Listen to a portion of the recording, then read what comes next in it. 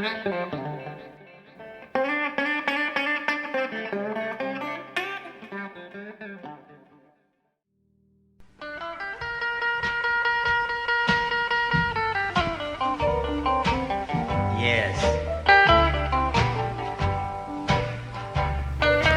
Memphis, Tennessee, 1968. After years of unfair wages and poor working conditions, the city's sanitation workers began a labor strike.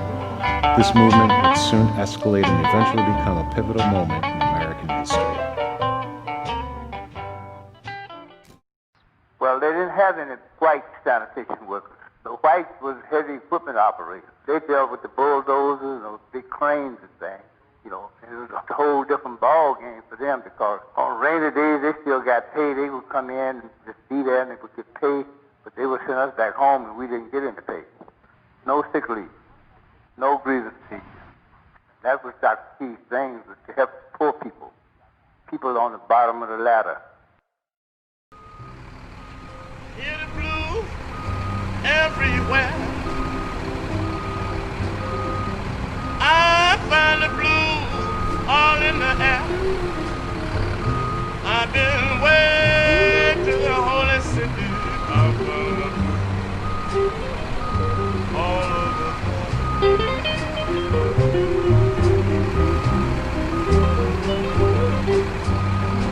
I've got the blues, and so have you. But I'm so glad I know just what you do. I just sing and I sing for you. My dreams come true. Now you may not believe in reincarnation, but I know the blues, they live again. With all this hatred of nation against nation, that put the blues right in its trend. You know, I want to tell you, people, if I can. At that time, it was just 1,300 sanitation workers that went out, but right after the strike, and after we got recognition, then we organized the school board, the city hospital, the park commission, and all other municipalities. And because of the community and the leadership and the churches and everybody that came together to help those strikers, they provided food for us, and we helped pay our bills and all this kind of stuff. I think that people who strive to gain social acceptance through although they're called nonviolent or passive resistance, they're the most violent. I also think that it is in violation to my civil rights. If someone can say, "You must serve me," if a man owns an eating establishment, if he can't choose whom he pleases to serve or not to serve, that can affect me and you and anyone else. I would say that they should examine the white person very closely first to see whether or not they're going about it in the right way. Now, if I'm a businessman and people that I do not want in my business insist on either coming in or boycotting, which is their perfect right to do, and certainly it's not going to make me love them.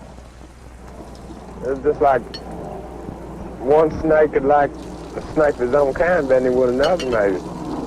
Something like that. I mean, a lion might like another lion better than with a bear. That's just like white people and niggers. I mean, white people naturally don't like white people better than niggers. Well, it's just not the things we're used to down here. I mean, they come in and they sit down, and we're not used to them sitting down beside us, because I wasn't raised with them. I never have lived with them, and I'm not going to start now. Sometimes, you would get threats, niggas go back to work and this kind of thing. Because it's all the same thing, They were saying our strike was illegal, but all they were saying, segregation and this kind of thing, all it means that a man is not a man. Whatever you say, however you put it, when it comes down to that, it's just, a man is not a man, and he don't have anything to say about his hours and work conditions.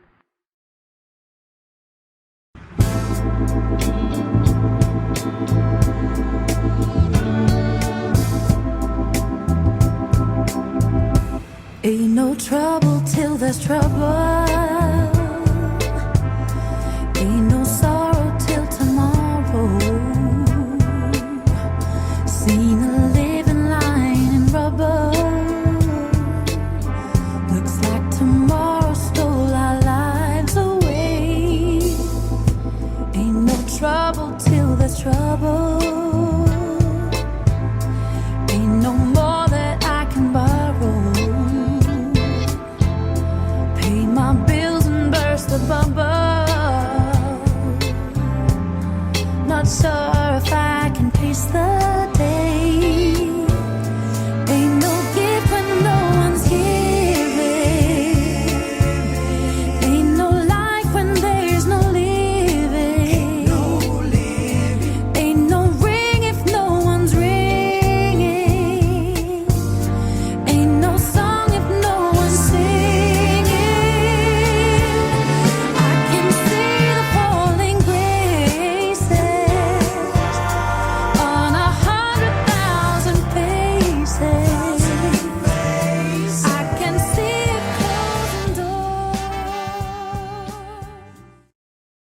One of the ministers here in Memphis, he contacted Dr. King. That was Dr. King's thing, was to help poor people on the bottom of the ladder. And he contacted Dr. King, and he came in. He was at that time he was planning for the Poor People's March. He just put everything aside to come in and work with the sanitation workers. People had faith and confidence in it. It mobilized the men, that the ones that had beginning to start to go back to work. When he got involved, that mobilized the men, and all those men that had went back come back out. And, that helped mobilize this whole thing.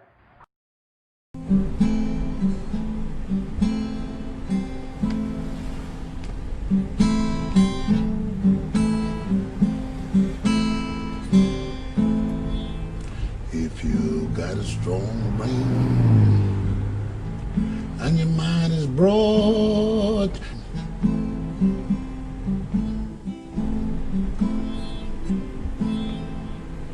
you won't have to worry about nothing at all.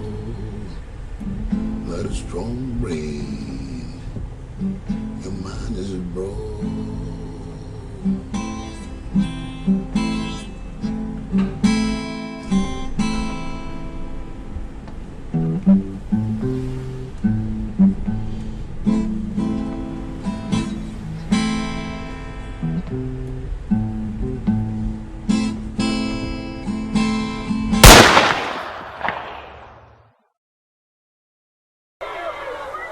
I have some very sad news for all of you, and that is that Martin Luther King was shot and was killed tonight in Memphis.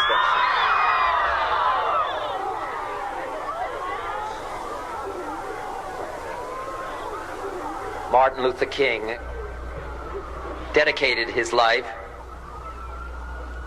to love and to justice between fellow human beings. He died in the cause of that effort. In this difficult day, in this difficult time for the United States, it's perhaps well to ask what kind of a nation we are and what direction we want to move in. For those of you who are black, considering the evidence evidently is that there were white people who were responsible, you can be filled with bitterness and with hatred and a desire for revenge. We can move in that direction as a country, in greater polarization, black people amongst blacks and white amongst whites, filled with hatred toward one another. Or we can make an effort, as Martin Luther King did, to understand and to comprehend and replace that violence, that stain of bloodshed that has spread across our land with an effort to understand, compassion, put your hands in the air, and love. For those of you who are black and are tempted to be filled with hatred and mistrust hands in the air. of the injustice of such an act. Dr. King was determined to come back to Memphis and have a non-violent march. And that's when they was talking about this injunction. You know, the strikers were sad, but I think that because his death was because of the nation getting behind Henry Loeb and making him move off his stand that we couldn't organize.